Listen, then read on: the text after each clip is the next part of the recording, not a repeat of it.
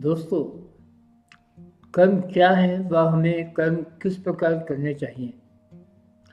दोस्तों, जैसे कि कर्म के विषय में जनमानस के मन में अनेकों भ्रांतियां हैं, उसी प्रकार हमारे कर्म क्या है व हमें अपने कर्मों का निष्पादन किस प्रकार करना चाहिए, इस विषय में भी जनमानस के मन में अनेकों भ्रम हैं। इनका ही निराकरण हम इस वीडियो में करेंगे। तो दोस्तों, सबसे पहले तो यह समझें कि कर्म क्या है। दोस्तों, कर्म वे समस्त क्रियाएं हैं जो हम प्रातः जागने के बाद व संध्या में सोने तक जो कुछ भी करते हैं वह कर्म है। इनमें से कुछ तो नित्य नैमित्तिक कर्म है, जैसे कि शौच, दंत धावन, नहाना इत्यादि। उसके पश्चात खाना पीना इत्यादि, यह भी नित्य नैमित्तिक कर्मों में आते हैं।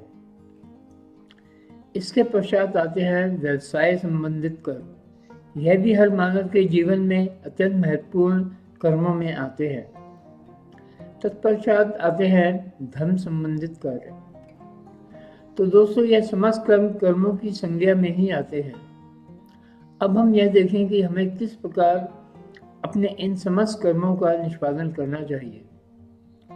दोस्तों, कर्म के विषय में यह समझना महत्वपूर्ण है कि श्रीमद् भागवत गीता के अनुसार कोई भी व्यक्ति हर एक कर्म का निष्पादन 3 प्रकार से कर सकता है। पहले तो है सात्विक मार्ग, दूसरा है राजसिक मार्ग व तीसरा है तामसिक मार्ग। श्रीमद् भागवत गीता के अनुसार नियतम संग्रहित राग द्वेषताकृतम अफल पेप्सुना कर्म एतत् सात्विक मुच्यते। जो कर्म नियति के अनुकूल हो, कर्तृत्वाभिमान से रहित हो, फल इच्छा रहित हो, मनुष्य द्वारा बिना राग द्वेष के किया जाए, तो वह सात्विक कर्म है। अर्थात दोस्तों, सात्विक कर्म वह है जो कि नियति अर्थात नेचर अथवा प्रकृति के अनुकूल हो, व्यक्ति की अपनी प्रकृति के अनुकूल भी हो, जिसे करने में हम अभिमान न कर रहे हो, जिस काम को करने के पश्चात हमें उसके फल की अपेक्षा ना हो, जो कर्म किसी से अत्यंत प्रेमवश अथवा दुश्मनी के होते ना किया जाए, वह सात्विक कर्म है। यत्तु कामेप्सुना कर्म साहकारेण वा पुनः क्रियते बहुलायासम तद्राजस समुदाहृतम। परंतु जो कर्म भौतिक सुख की अपेक्षा से किया जाए, जिस कर्म के करने में अहंकार हो, वह जिसे अधिक प्रयास द्वारा निष्पादित किया जाए, वह राजस कर्म है।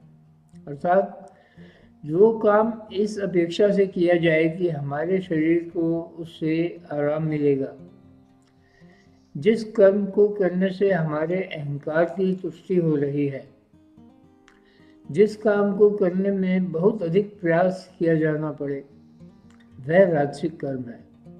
अनुबंधम क्षयम हिंसा मनपेक्षे च पौरुषम मोहादारभ्यते कर्म यत्तत् तामस मुच्यते। जो कर्म हानि, परिणाम, हिंसा और सामर्थ्य को ना विचार कर मोहपूर्वक किया जाए, केवल अज्ञान से आरंभ किया जाए, वह तामस कर्म है। यानी कि जो कार्य बिना परिणाम के बारे में सोचे किया जाए, जिस काम में किसी भी प्रकार की हानि हो रही हो, जिस काम के द्वारा हिंसा हो रही हो, जो काम अपनी क्षमता देखे बिना किया जाए, जो काम अज्ञानवश किया जाए, यानी कि जिस काम के बारे में ज्ञान ना हो वह किया जाए, तो वह तामस कर्म माने जाते हैं। दोस्तों, श्रीमद् भागवत गीता के अनुसार ही कर्मणा सुकृत स्याहु सात्विकम निर्मम फलम रजसस्तु फलम दुःखमज्ञानम तमसा फलम। शुभ कर्मों का सात्विक निर्मल फल कहा गया है। राजस कर्म का फल दुख बताया गया है तथा तामस कर्म का फल अज्ञान की ओर ले जाने वाला कहा गया है। सत्वा संजायते ज्ञानम रजसो लोभ एव च प्रमाद मोहो तमसो भक्तो अज्ञान मेव च। सत्वगुण से ज्ञान उत्पन्न होता है, रजोगुण से निसंदेह लोभ आदि उत्पन्न होते हैं, तमोगुण से प्रमाद व मोह उत्पन्न होते हैं, वह ज्ञान भी उत्पन्न होता है। अर्थात सात्विक कर्म करने से ज्ञान मिलता है, राजस कर्म करने से लोभ ही उत्पन्न होता है तथा तामस कर्म करने से प्रमाद यानी कि क्लेश, मोह व ज्ञान उत्पन्न होते हैं। ऊर्ध्वं गच्छन्ति सत्त्वस्ता मध्ये तिष्ठन्ति राजसा जघन्य गुण वृत्ति तथा अधो गच्छन्ति तामसा। सद्गुण में स्थित पुरुष उच्चतर जन्मों व परिस्थितियों व परिवेशों में जाते हैं। रजोगुण में स्थित राजस पुरुष मध्य अर्थात मृत्यु लोक में ही रहते हैं। तमोगुण के कार्य रूप निद्रा, प्रमाद और आलस्य में स्थित तामस पुरुष अधोगति अर्थात कीट, पशु आदि नीच योनियों को तथा नरकों को प्राप्त होते हैं अथवा निम्न परिस्थितियों में कष्टपूर्ण परिस्थितियों में जाते हैं। अर्थात भविष्य में यदि कोई सुख व अनुकूल परिस्थितियां चाहता है तो उसे पूर्ण कर्म व सात्विक रूप से कर्मों का निष्पादन करना आवश्यक है। तो यदि आप अपने समस्त कर्म सात्विक रूप से करेंगे तभी भविष्य में आप सुख की अपेक्षा कर सकते हैं, अनुकूल परिस्थितियों की अपेक्षा कर सकते हैं। दोस्तों, वर्तमान समय में एक सामान्य व्यक्ति यही समस्या है कि जो कुछ भी हम काम धन कमाने के लिए कर रहे हैं केवल वही कर्म है।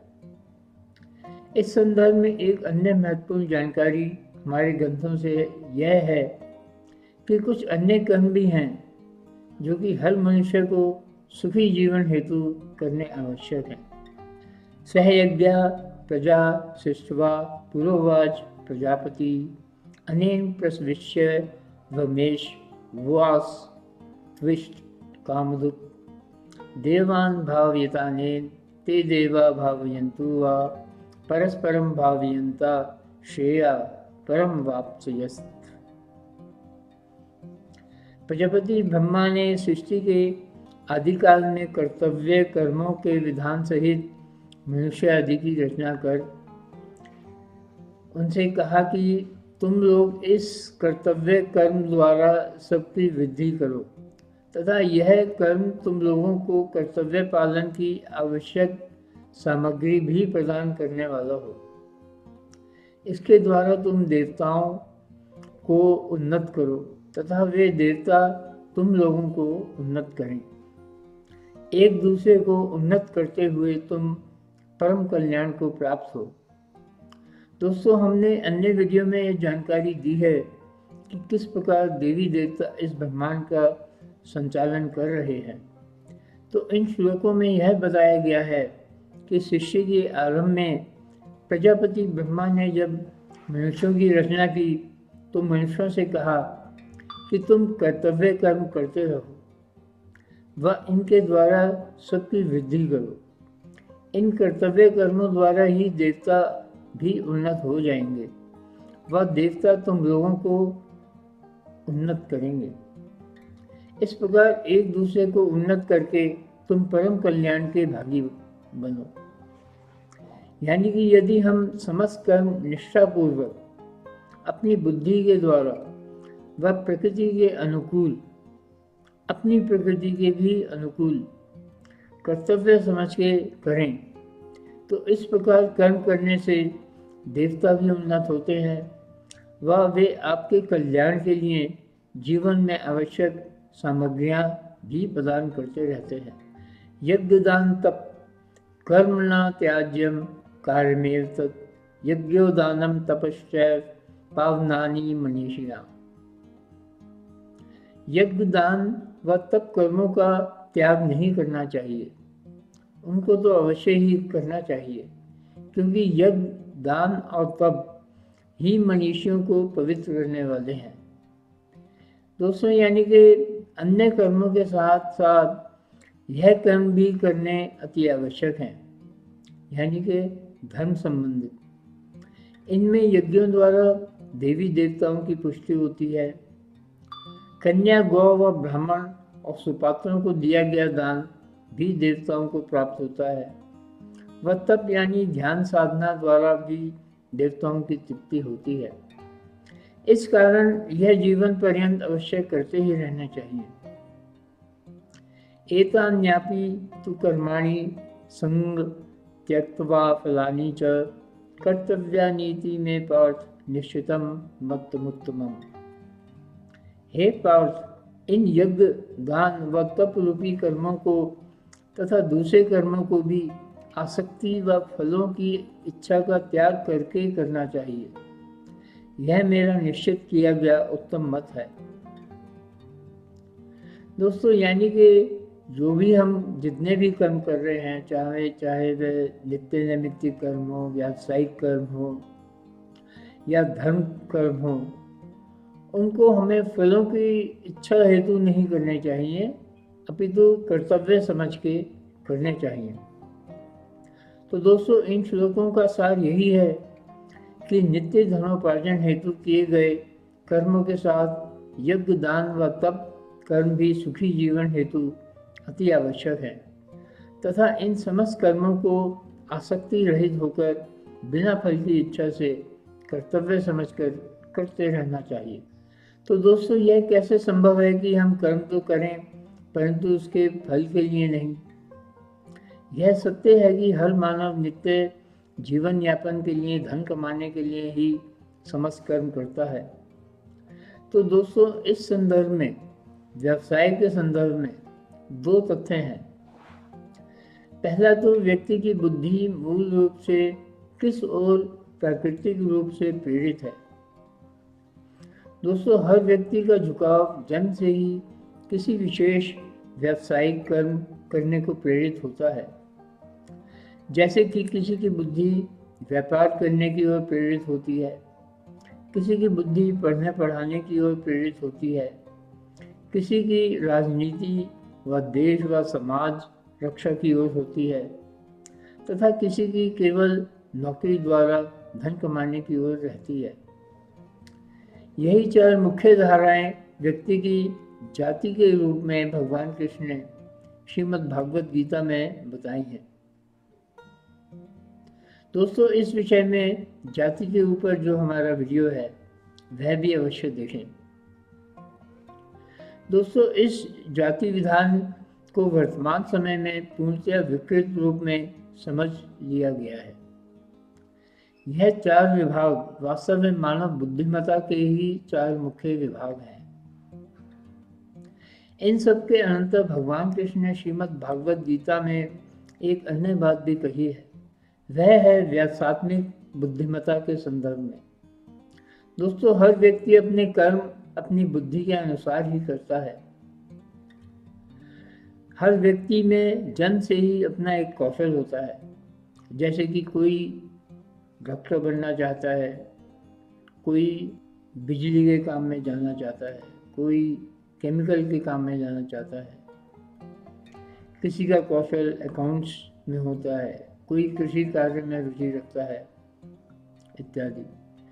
इस प्रकार हर व्यक्ति का अपने कौशल बुद्धि अथवा व्यावसात्मिक बुद्धि के अनुसार ही कर्म करने की इच्छा होती है। वह उस कर्म को संपादित करके जीवन चलाने के लिए धन का उपार्जन करता है।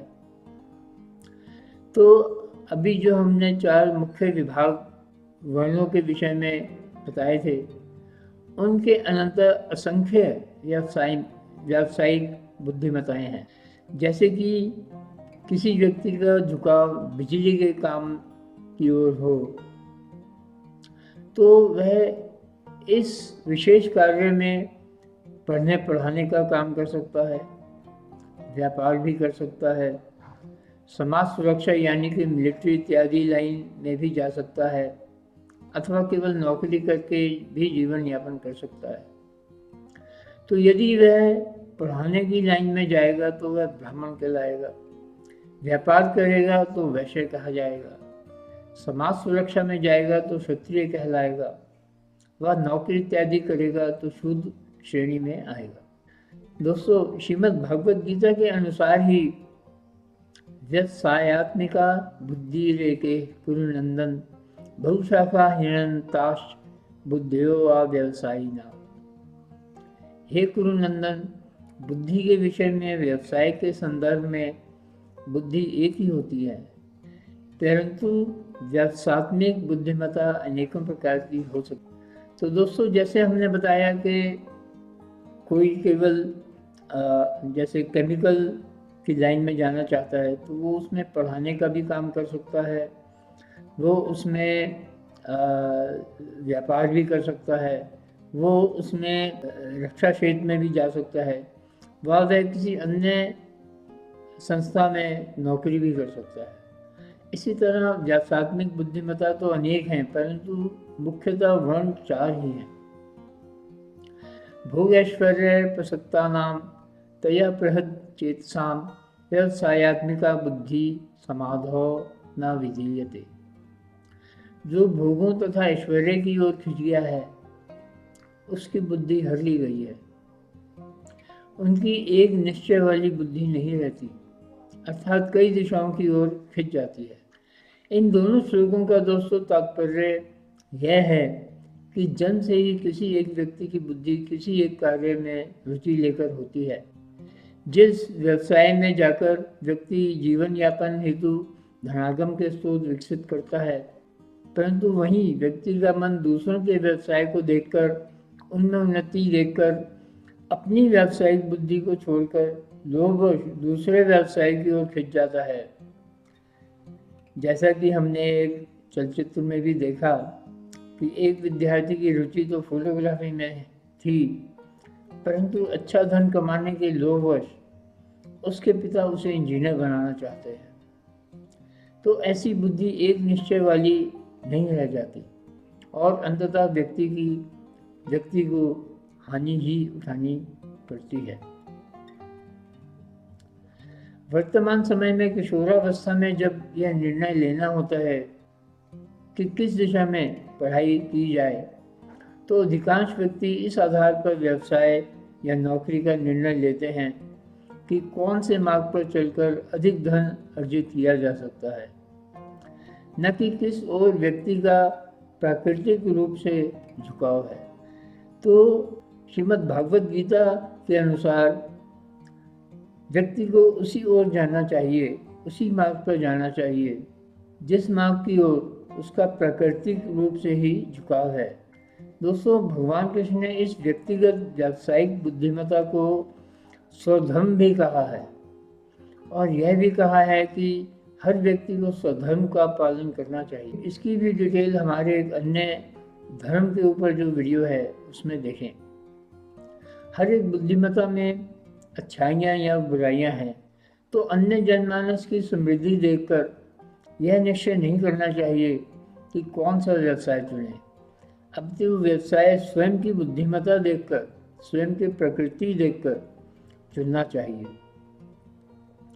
तो दोस्तों, यह समझे कि कर्म का सिद्धांत केवल एक श्लोक नहीं है, अपितु अत्यंत विशाल है। अतः कर्म के सिद्धांत का सही रूप समझें व अपने जीवन में खुशहाली हेतु इस अति महत्वपूर्ण सिद्धांत का सात्विक रूप से पालन करें, अन्यथा आप निश्चय ही सुख से तो वंचित रहेंगे ही, जीवन में भटकते भी रहेंगे। दोस्तों, वर्तमान समय में हम हिंदू अन्य समुदायों के समान केवल यही समझते हैं कि सुखी जीवन के लिए केवल भगवान के सामने गिड़गिड़ाते रहो। परंतु दोस्तों, भगवान के साथ संपर्क स्थापित करने से पहले यह आवश्यक है कि आप अपने को उच्चतम स्तर पर ले जाएं, कर्म के सिद्धांत को समझकर अपने जीवन में परिवर्तन लाएं, जीवन के 5 विशेष आचरणों का पालन करें, तभी आप अपना जीवन सुखमय बना सकते हैं। केवल धन द्वारा जीवन सुखी नहीं बन सकता। सुखी जीवन के लिए दोनों अपना आचरण व कर्म दोनों ठीक करने अति आवश्यक हैं। तो दोस्तों, ये हमारा वीडियो रहा कि कर्म क्या है व किस प्रकार से किए जाएं। दोस्तों, हमारा वीडियो लाइक करें व सब्सक्राइब अवश्य करें।